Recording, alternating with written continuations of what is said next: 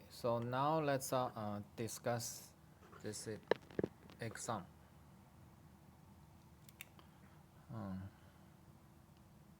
Problem 1. What is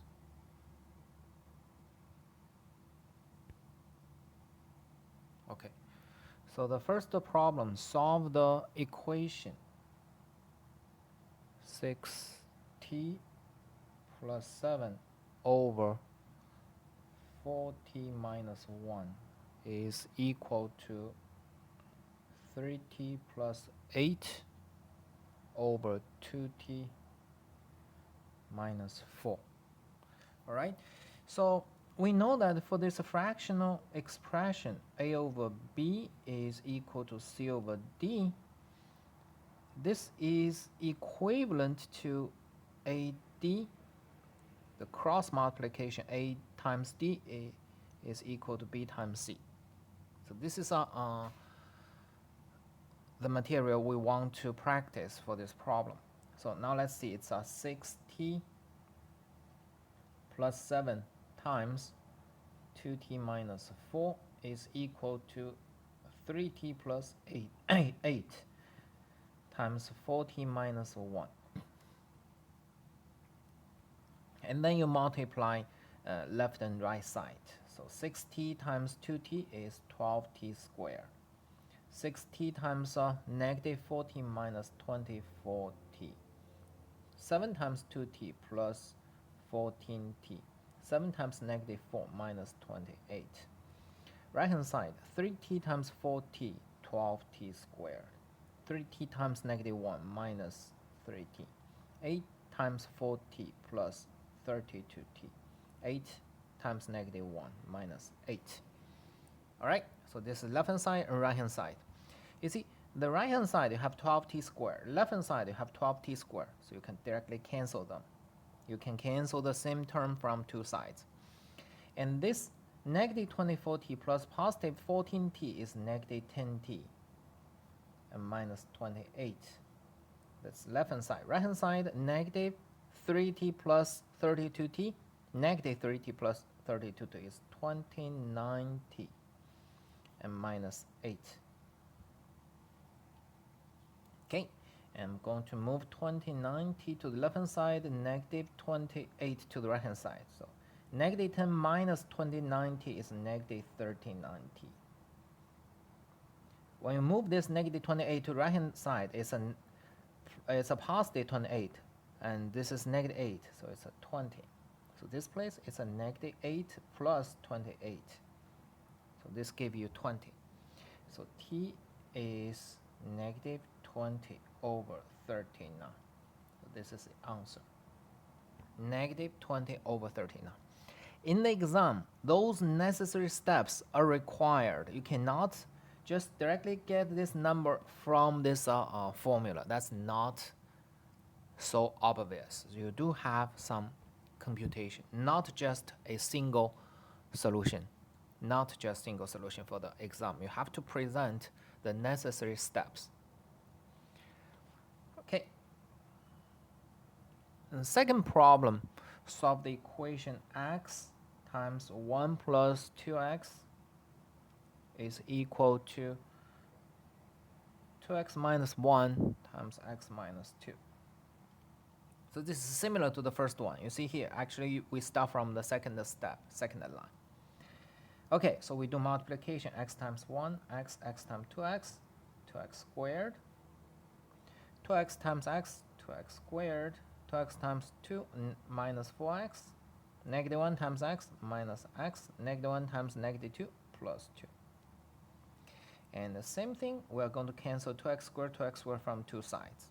So this is x is equal to negative 4, negative x, negative 4x minus x is negative 5x plus 2. You move negative 5x to the left hand side, it becomes 6x. It's plus 5x, x plus 5x, 6x. So x is 2 over 6 is 1 over 3. 2 over 6, 1 over 3. It's a second problem. Problem 3. Problem 3, be careful. It has two parts, two isolated parts. They are not related, just part A and part B. So part A, you get 3i to 4th power and plus 1. And we know that a times b to nth power is a to nth power times b to nth power, right? And we also know that I squared is -1, I cubed is -I to 4th power is a positive 1. And then periodic I to 5th power is I, because I to 5th power is I to 4th power times I is I. And I to 6th power is -1. It's back to the I squared, so and so on. So for this problem, it becomes a 3 to 4th power times I to 4th power and plus 1. 3 to 4th power is 81. I to 4th power, we know it's 1. So the answer for part A is 82. The answer for part A is 82. Okay. Now let's see the part B. Part B is the quotient of complex numbers. 2 plus 3i over 1 minus I. We know how we simplify those quotients of complex numbers. We're going to multiply top and bottom by the complex conjugate of the denominator.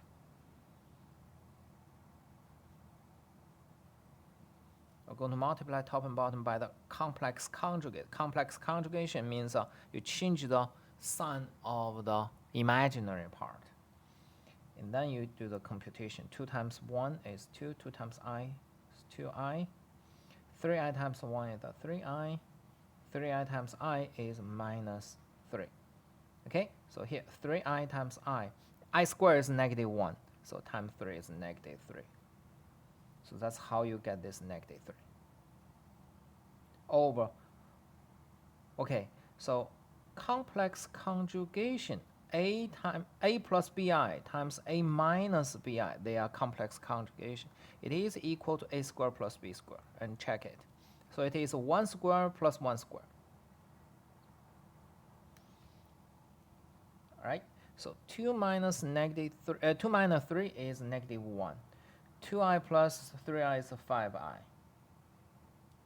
1 squared plus 1 squared is 2. So it's a -1/2 plus 5/2 times I. Okay, because in the problem they ask you to write the complex number in the standard form a plus bi. So this is a, this is b. So this one isn't, technically it's not the perfect answer. This one is perfect answer. Keep those necessary steps in the problem. Problem 4, solve the inequality.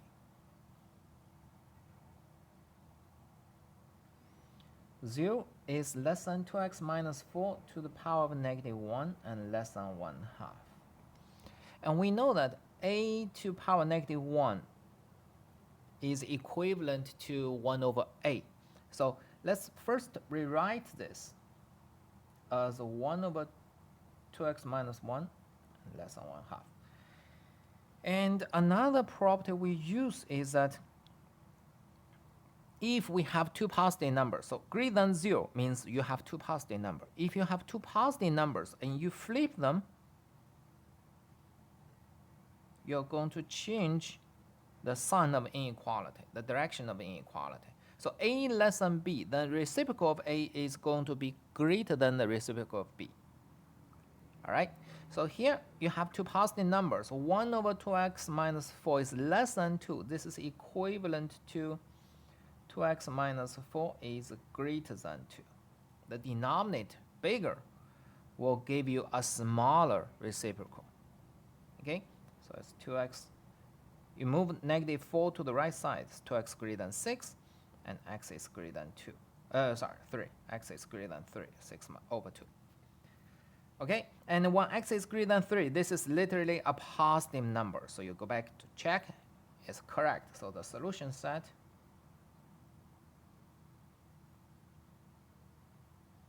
is 3, infinity. Or if you want, you can write x greater than 3. Okay, you have two positive numbers, then you can directly flip them, but you have to change the sign of inequality. And when you get this x greater than 3, you go back and check if for x greater than 3, this is really a positive number. Okay, that's problem 4. Problem 5. Problem 5, there are two ways. So we're going to solve this equation. So let me present my my first method. First method, we're going to use u substitution. I'm going to let u be square root of x. If u is square root of x, then u squared is x. So x is equal to u squared. And because u is equal to square root of x, we know u has to be positive, non-negative, greater than or equal to 0. All right? So after this substitution, x is u squared, so we got u squared. Square root of x is u plus u is equal to 20. All right? And you move 20 to the left-hand side, it's u squared plus u, and minus 20 is equal to 0. And you factor it, it is u plus 5 and u minus 4. And then you get u is negative 5 or u is positive 4. But we know that u has to be non-negative. This is condition, so it's dropped. That's the reason we drop negative 4. So u has to be 4. U is a 4, so it's a square root of x is a 4. X is 16, so this is a unique answer.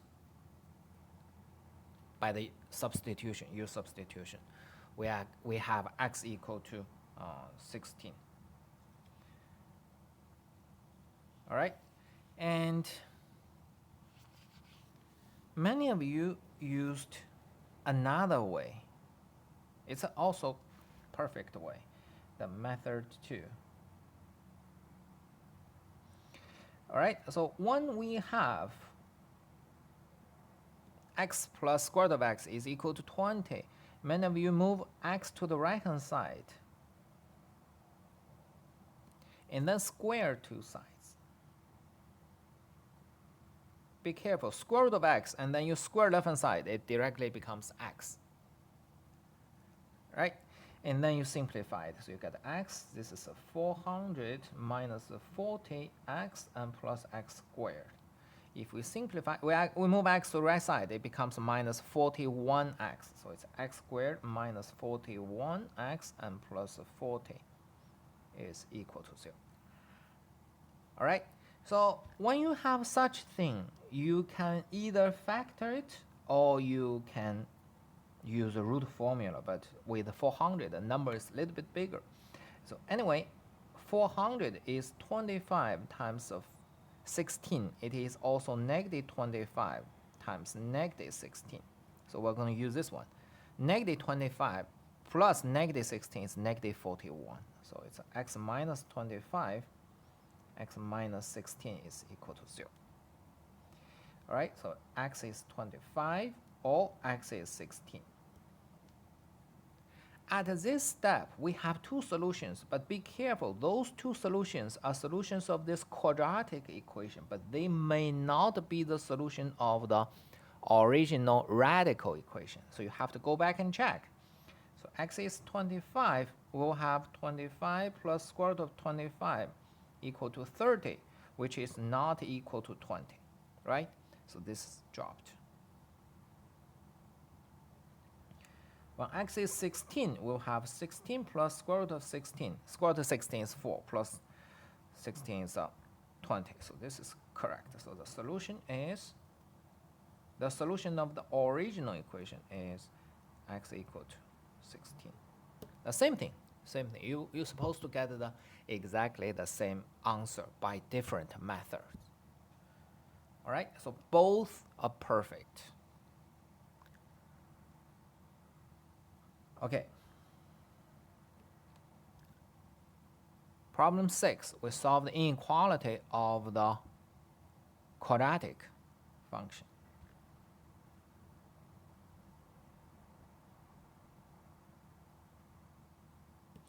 Okay, again, we are going to try two methods. Method 1, whenever you have a quadratic inequality, you first solve the zeros, solutions. So first, the method 1. Method 1, we first solve the equation. Solve the equation, well, let's see. If you factor it, well, actually, we prefer a positive coefficient, a positive leading coefficient. So we multiply this equation by -1. And then we factor it as -2 and +1. So we get x is 2 or x is -1. All right, and then be careful. This quadratic function has negative leading coefficient. So if you draw the graph, it looks like this. It's a parabola but open downward. Okay, negative is parabola open downward, negative leading coefficient. And it's greater than or equal to 0 means you're going to choose this piece. This piece is above x-axis. It's above x-axis. It's greater than 0. It means the y-coordinate is greater than 0. So the solution set, it's open. It's from -1 to 2.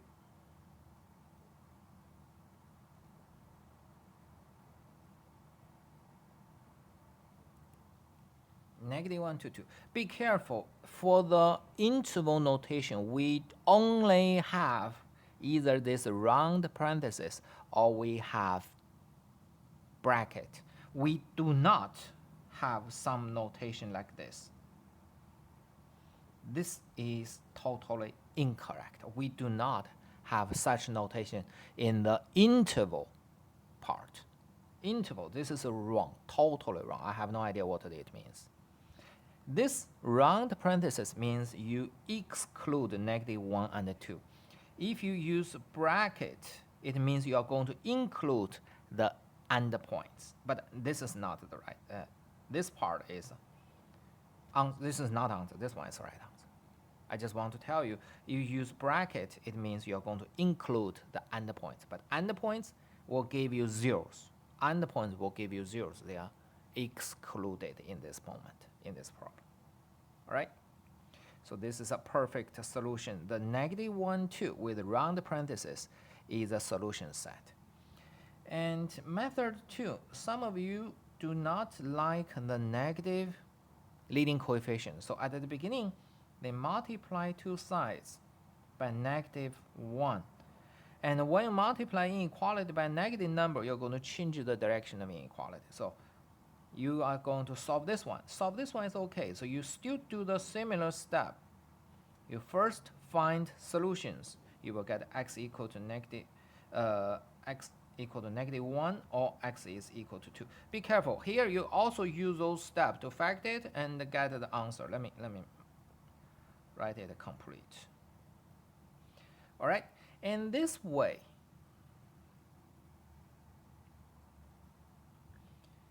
it's a quadratic function with a positive coefficient, positive leading coefficient.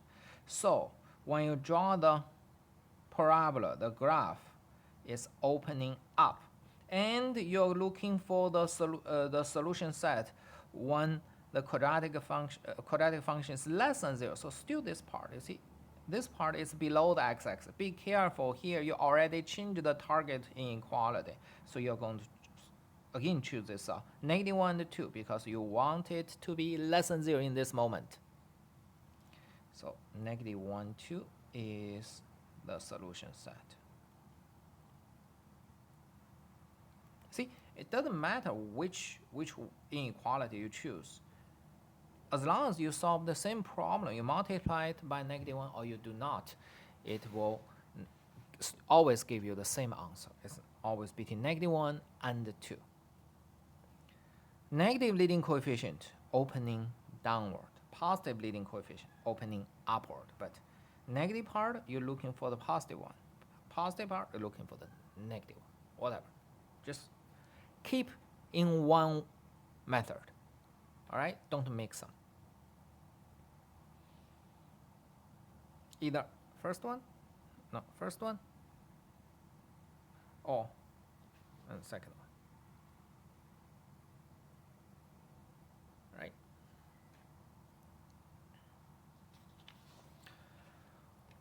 Problem 7. We're going to solve inequality involving the absolute value function.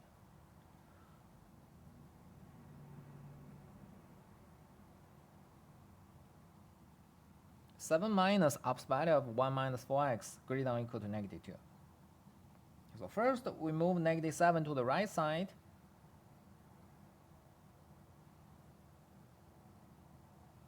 Minus 9 greater than or equal to negative 9, and we multiply two sides by negative 1.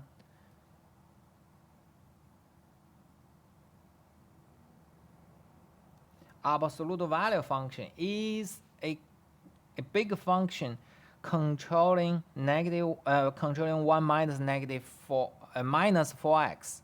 Okay, so you cannot just move this negative sign absolute value one by one into the difference. That's totally incorrect. Okay, there's no distribution. You cannot do that, and you have to reach this inequality correctly, and then you're going to have absolute value of x is less than or equal to a for a positive a. A is positive. Then this is equivalent to x is between negative a and positive a. For a positive a, this number, so it's equivalent to x is bounded by negative a and a positive a. If the other way, absolute value of x is greater than a again positive, it's equivalent to either x greater than or equal to a, or x is less than or equal to negative a. So again here we require a positive. So this is the material we want to test in this problem. So here absolute value is less than 9. So it means whatever inside is bounded by negative 9 and positive 9. Negative 9 less than 1 minus 4x less than 9. Okay, this is a chain of inequality. And then we're going to subtract a 1. So negative 9 minus 1, negative 10. 9 minus 1 is 8. Okay, and then we're going to divide inequality by negative 4, the coefficient of x. Remember, you're divided by a negative number. You're going to change the direction inequality. 8 over negative 4 is negative 2. Negative 10 over negative 4 is 5 over 2. So this is our answer. The solution set is, check here, here's greater than or equal. The solution set includes the endpoint, so you use bracket. Use bracket. And that's it.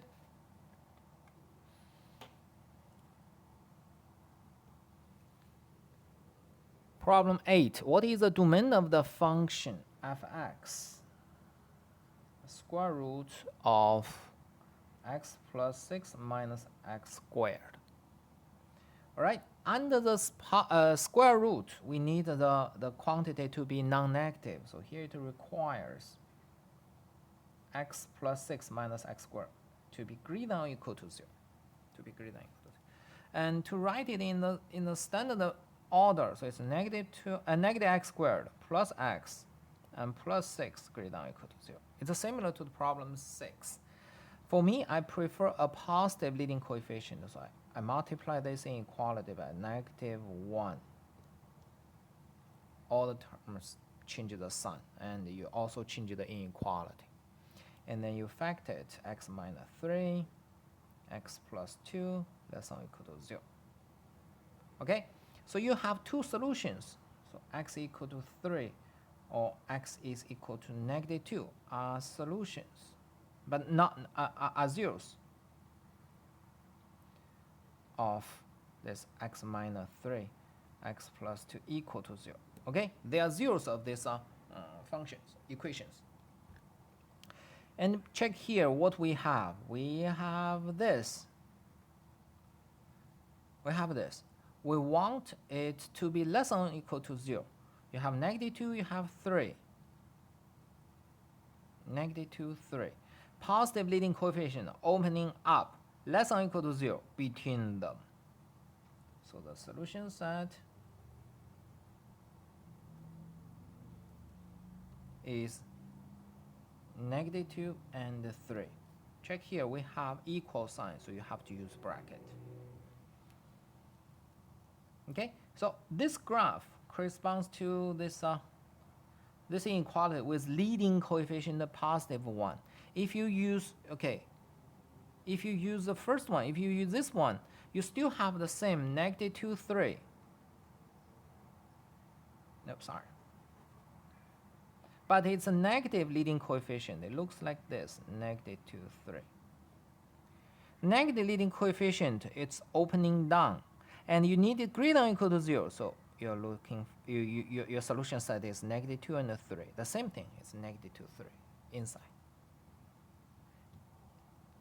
This is a graph of the first inequality. This is a graph of second inequality. But they will always give you the same solution.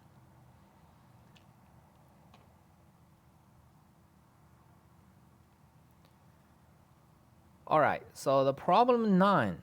Problem 9, they are going to sell cassia $9 per pound. They sell almond